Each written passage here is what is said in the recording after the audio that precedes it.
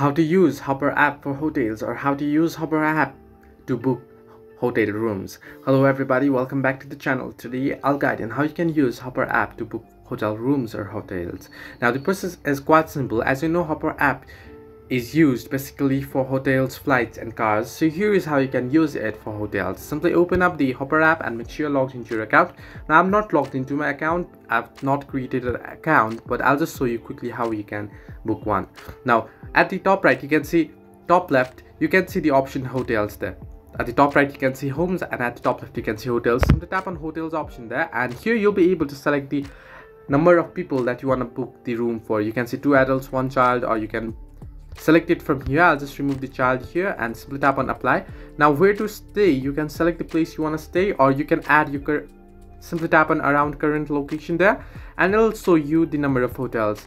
Now once it shows you, what you want to do is you can simply tap on the option available, the hotel that you wanna, and then simply tap on view rooms option, and once you tap on view rooms, it'll head into certain rooms and packages.